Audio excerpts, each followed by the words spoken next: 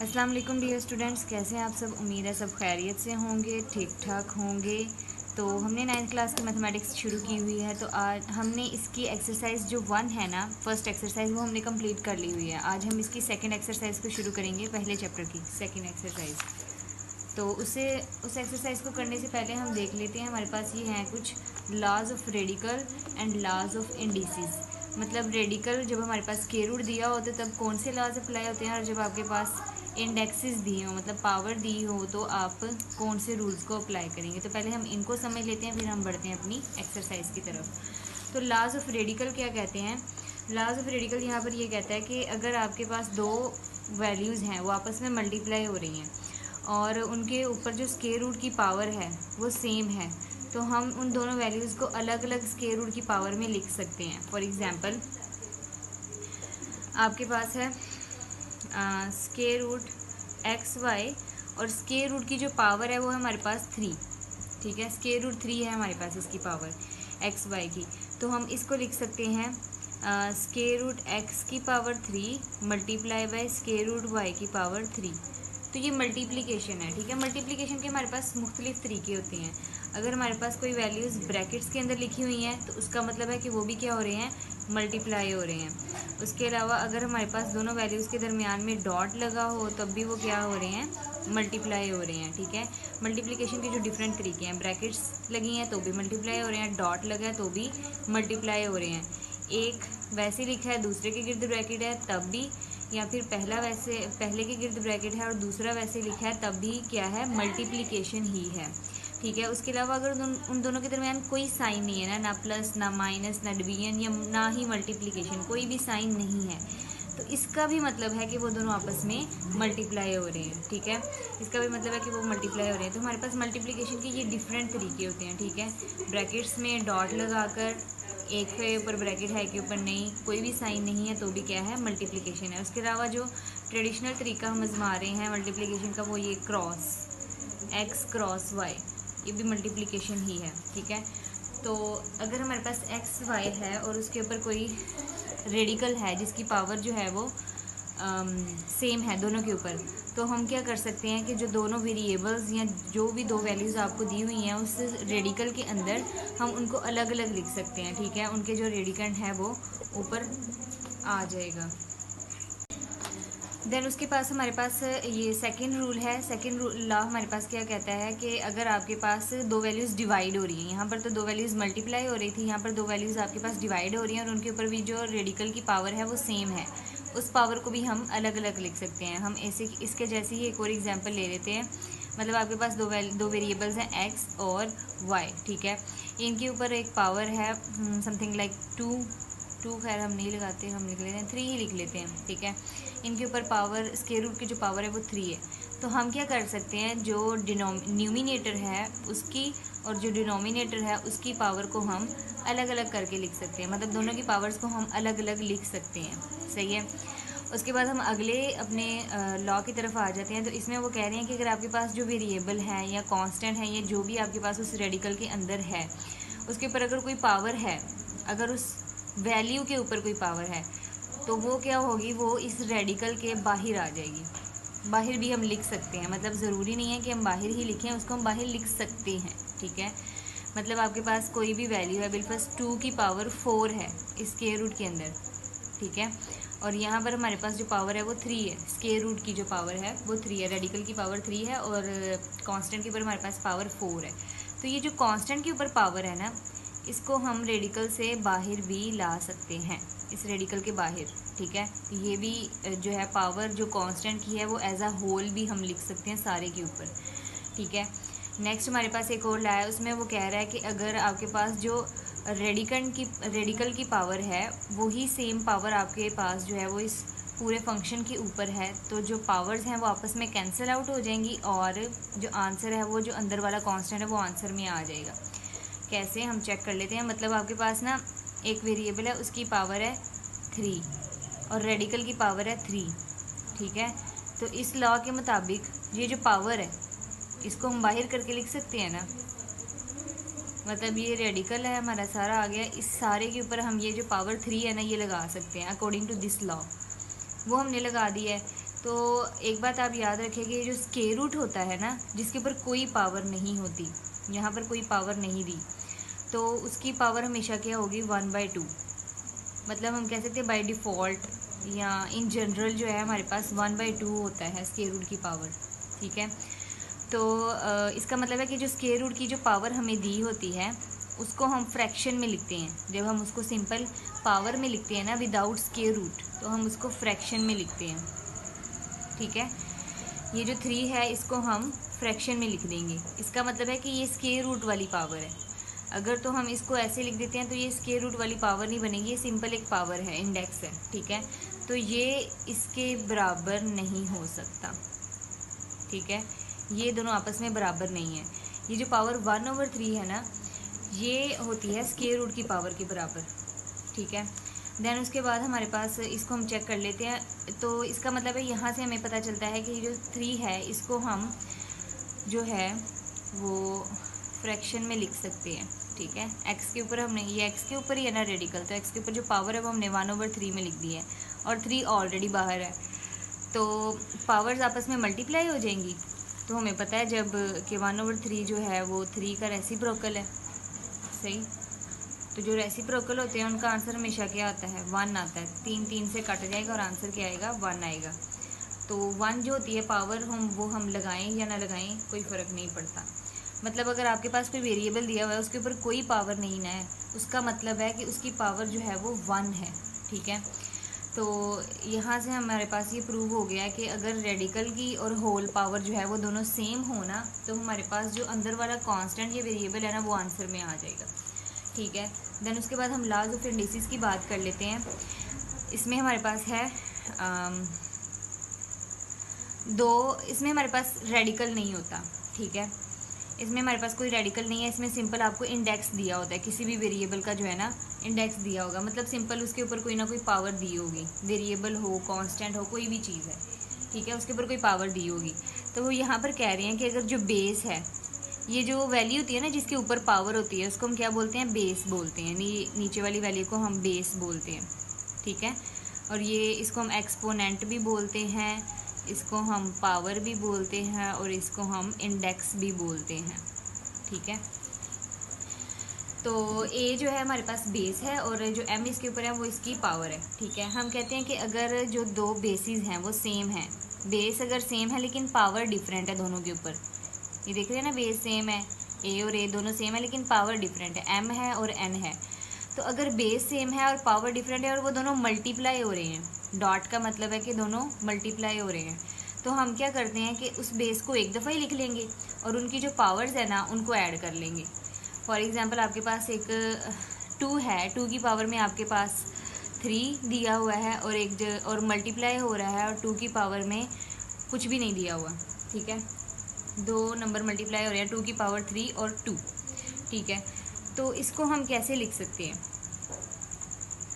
According to this formula base same है, yes, 2 और 2 दोनों सेम है, दोनों मल्टीप्लाई हो रहे हैं।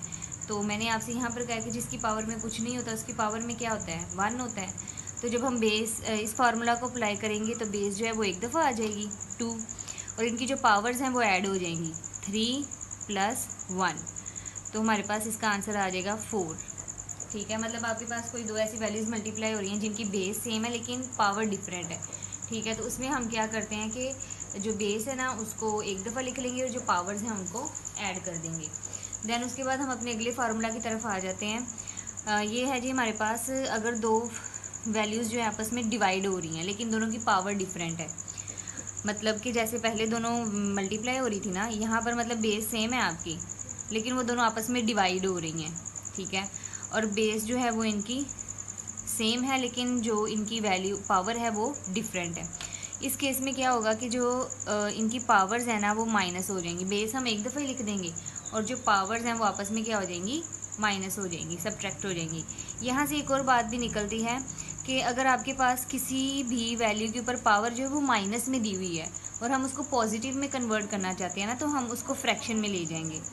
सही है, कोई भी पावर आपके पास माइनस में है ना उसको हम फ्रैक्शन में ले जाएंगे तो वो पॉजिटिव हो जाएगी। ये भी तो फ्रैक्शन से ऊपर आई है ना, एन जो है, अगर देखा जाए तो ये नीचे फ्रैक्शन के नीचे थी पावर, जब ये ऊपर आई तो ये ऊपर आके माइनस हो गई, और दोनों आपस में क्या हो गए, माइनस हो गए, ठीक है, m माइनस n हो गया। तो इससे ये बात निकलती है कि अगर आपके पास कोई भी वेरिएबल या कोई भी नंबर है ना जिसकी पावर जो है वो माइनस है, ठीक है, नेगेटिव है, उसको अगर हम फ्रैक्शन में ले जाए ना तो वो पॉजिटिव हो जाएगी। इसी तरह अगर आपके पास फ्रैक्शन में पावर नेगेटिव हो, ठीक है, मतलब आपके पास किसी फ्रैक्शन में पावर नेगेटिव है, तो हम क्या करेंगे, उसको ऊपर ले जाएंगे न्यूमिनेटर में, तो ये जो माइनस पावर होगी ना ये प्लस हो जाएगी, मतलब पॉजिटिव हो जाएगी। तो ये दोनों एक दूसरे के वाइस वर्सा हैं, ठीक है, मतलब अगर आपके पास न्यूमिनेटर में पावर नेगेटिव है ना तो उसको डिनोमिनेटर में ले जाएं, लेकिन अगर डिनोमिनेटर में पावर नेगेटिव है तो उसको न्यूमिनेटर में ले जाएं तो पावर क्या हो जाएगी, पॉजिटिव हो जाएंगी। फॉर एग्जांपल आपके पास कोई भी दो वेरिएबल हैं, x की पावर 3 है और नीचे है x की पावर 2, ठीक है, ये दोनों आपस में डिवाइड हो रहे हैं। ये देखिए बेस सेम है, x और x दोनों सेम है, लेकिन इनकी पावर्स डिफरेंट है, ये 3 है और ये 2 है। तो इस केस में क्या होगा, इनकी पावर्स बेस जो है वो हम एक दफ़ा लिखेंगे और इनकी पावर्स को क्या कर देंगे, माइनस कर देंगे, ठीक है। तो 3 माइनस 2 क्या आ जाएगा, 1 हम लगाएं या ना लगाएं कोई फ़र्क नहीं पड़ता। देन उसके बाद आगे अगला फार्मूला देख लेते हैं, अगला लॉ देख लेते हैं। उसमें वो कह रहे हैं कि एक आपके पास वेरिएबल या कांस्टेंट जो भी है उसके ऊपर जो पावर है ना वो डबल है, मतलब एक ब्रैकेट के अंदर है और एक ब्रैकेट के बाहर है, एक ब्रैकेट के अंदर है और एक ब्रैकेट के बाहर है, ठीक है। तो इस केस में क्या होगा कि ये जो दोनों पावर्स है ना ये आपस में मल्टीप्लाई हो जाएंगी, सही। ये जो अंदर वाली ब्रैकेट के अंदर वाली पावर है और ब्रैकेट के बाहर वाली पावर है ना ये आपस में मल्टीप्लाई हो जाएंगी। फॉर एग्जांपल हमारे पास एक फंक्शन है x के ऊपर है हमारे पास पावर 2 और ब्रैकेट लगा के इसके ऊपर पावर है 3, सही। ये उस केस में ही होगा कि अगर इन दोनों के दरमियान में ब्रैकेट लगी होगी, ठीक है। अगर ब्रैकेट नहीं लगी ना तो इसका मतलब ये नहीं होगा, ये हरगिज़ नहीं होगा अगर ब्रैकेट नहीं लगी। अगर ब्रैकेट लगी हुई है ना दोनों पावर्स के दरमियान में तो फिर हम इसको इस तरह डील करेंगे। तो इसमें क्या होगा, दोनों पावर्स आपस में क्या हो जाएंगी, मल्टीप्लाई हो जाएंगी। तो 2 3 का क्या होता है 6, तो x की पावर क्या आ जाएगा, 6 आ जाएगा। अच्छा, अगर ब्रैकेट्स ना लगी हों लेकिन पावर के ऊपर फिर पावर लिखी हो तो उस केस में क्या करना है, आपके पास जो है ना एक फंक्शन है उसमें ब्रैकेट्स नहीं लगी, पावर के ऊपर पावर लगी हुई है, ठीक है। जैसे यहाँ पर है ना x के ऊपर 2 है और 2 के ऊपर पावर जो है वो 3 है। इस केस में क्या होगा, इसमें ये जो है ना ये दोनों पावर्स x की नहीं है, ये दोनों पावर्स जो है वो x की नहीं है। ये जो 3 है ना ये 2 की पावर में लिखा हुआ है, ऐसे ही है ना, 3 जो है वो 2 की पावर में लिखा हुआ है, जो 2 है वो x की पावर में लिखा हुआ है। मतलब हम 2 की पावर 3 कैलकुलेट करेंगे। 2 की पावर 3 कैसे कैलकुलेट करेंगे, 2 को 3 टाइम्स हम मल्टीप्लाई कर देंगे, 2 2 ज़ा 4, 4 2 ज़ा 8, तो x की पावर क्या बन जाएगा, 8 बन जाएगा। मतलब ब्रैकेट नहीं लगी ना तो इसका मतलब है वो पावर की पावर है, वो जो है वो पावर की पावर है, वो दोनों x की ही पावर नहीं है। मतलब वो दोनों जो पावर्स हैं वो बेस की नहीं है। वो जो अगर ब्रैकेट्स नहीं लगी ना तो जो बेस के ऊपर पावर है ना वो उसके ऊपर वाली पावर उसकी पावर की पावर है, ठीक है। तो उसमें हम क्या करेंगे, जो पावर है ना उसकी पावर को कैलकुलेट कर लेंगे, जो आंसर आएगा उसको हम बेस की पावर में लिख देंगे, सही है। तो ये दोनों बिल्कुल डिफरेंट केसेस हैं, ब्रैकेट लगी हो और ब्रैकेट ना लगी हो तो ये दोनों बिल्कुल डिफरेंट केसेस हैं, ठीक है। नेक्स्ट अगले लॉ को हम देख लेते हैं। अगला है हमारे पास दो वैल्यूज़, दो फंक्शंस, दो वेरिएबल्स, दो कांस्टेंट्स जो भी है वो आपस में अगर मल्टीप्लाई हो रहे हैं ना और उनकी पावर जो वो इकट्ठी लिखी हुई है, वो दोनों आपस में मल्टीप्लाई हो रहे हैं और दोनों के ऊपर एक साथ पावर लिखी हुई है। जैसे यहाँ पर थे ना रेडिकल में मल्टीप्लाई हो रही है और पावर इकट्ठी लिखी हुई है रेडिकल की, ये भी सेम वैसा ही केस है। वो दोनों मल्टीप्लाई हो रहे हैं और उनकी पावर सेम लिखी हुई है ना तो हम उस पावर को अलग अलग लिख सकते हैं, ठीक है। जैसे हमारे पास 2x है, सही है, ये दोनों आपस में मल्टीप्लाई हो रहे हैं ना। मैंने कहा अगर दोनों के दरमियान में कोई साइन ना हो तो वो क्या हो रहे हैं, आपस में मल्टीप्लाई हो रहे हैं। तो ये दोनों भी क्या हो रहे हैं, आपस में मल्टीप्लाई हो रहे हैं। तो इसके ऊपर हमारे पास पावर दी हुई है 2x की होल की पावर 2 दी हुई है, ठीक है, इस सारे की पावर। तो इस रूल के मुताबिक हम इस पावर को जो है ना दोनों के ऊपर अलग अलग लिख लेंगे, चाहे वो कांस्टेंट है, चाहे वो वेरिएबल है, चाहे वो फंक्शन है, चाहे वो कुछ भी है, हम उसकी पावर जो है उसके ऊपर लगाएंगे। इसमें कोई रूल नहीं है कि ये वेरिएबल के ऊपर ही लगेगा या ये सिर्फ कांस्टेंट के ऊपर ही लगेगा या सेम चीज़ों पर लगेगा। जो पावर है वो सबके ऊपर अप्लाई होती है, ठीक है। तो 2 की पावर 2 आ जाएगा, मल्टीप्लाई वैसे ही रहेगा इनके दरमियान और x की पावर 2 आ जाएगा। सही है, तो 2 की पावर 2 तो हमारे पास 4 बन जाएगा, 2 2 ज़ा 4। अच्छा, अब ये जो पावर है ना, इसको हम बेस को पावर के साथ मल्टीप्लाई नहीं करते, बेस को हम पावर के साथ मल्टीप्लाई नहीं करते। ये हम कैसे कैलकुलेट करते हैं कि बेस के ऊपर जितनी पावर है ना, यहाँ पर बेस के ऊपर पावर 2 है ना, तो उसको उतनी दफ़ा हम मल्टीप्लाई कर देते हैं। 2 2 ज़ा 4। अगर यहाँ पर बेस की पावर जो होता, फॉर एग्जांपल आपके पास 6 होता, तो हमने 2 को 6 से मल्टीप्लाई नहीं कर देना था, हमने 2 को 6 टाइम्स मल्टीप्लाई करना था। 2 2 ज़ा 4, 4 2 ज़ा 8, 8 2 ज़ा 16, 16 2 ज़ा 32 और 32 2 ज़ा 64। तो 1 2 3 4 5 6, 2 को हमने 6 टाइम्स मल्टीप्लाई कर देना था। पावर को हम ऐसे कैलकुलेट करते हैं, ठीक है। तो ये हमने यहाँ पर हमारे पास आ जाएगा 4x²। सही। देन उसके बाद आपके पास सेम डिवीजन वाला केस है कि आपके पास दो वैल्यूज़ डिवाइड हो रही हैं और उनके ऊपर पावर जो है वो एक इकट्ठी दी हुई है। तो हम क्या करते हैं, न्यूमिनेटर की पावर अलग और डिनोमिनेटर की पावर को अलग लिख लेते हैं। अब लास्ट रूल है हमारे पास, लॉ है कि अगर कोई भी नंबर है, कांस्टेंट है, वेरिएबल है, फंक्शन है, कुछ भी है, उसकी पावर में अगर 0 आ जाए तो वो सारे का सारा 1 हो जाएगा, ठीक है। अगर आपके पास कोई बहुत बड़ा फंक्शन भी है ना, x² + x - 1, और इसकी पावर अगर 0 आ जाए, ठीक है, तो ये सारे का सारा 1 हो जाएगा। जिसके ऊपर जितने के ऊपर पावर 0 होगी ना, वो सारा 1 हो जाएगा, ठीक है। अगर आपके पास x की पावर 0 आ जाता है तो भी 1 हो जाएगा। अगर किसी कांस्टेंट की पावर 0 आ जाता है तो भी 1 हो जाएगा। मतलब किसी भी चीज़ की आप पावर 0 कैलकुलेट करोगे ना तो वो 1 हो जाएगा। तो ये थे हमारे लॉज जो कि हम एक्सरसाइज में इस्तेमाल करेंगे। ये बहुत इंपॉर्टेंट है, इनको अच्छे से प्रिपेयर कर लें, इनके बगैर आपकी एक्सरसाइज 1.2 नहीं होगी। और एक्सरसाइज नंबर 1.2 आपकी बहुत ही इंपॉर्टेंट एक्सरसाइज है, उसको हम अच्छे से कवर करेंगे और उसके ऊपर अपना पूरा फोकस कीजिएगा। Thank you. Do share, like and subscribe. Thanks for watching. अल्लाह हाफिज़।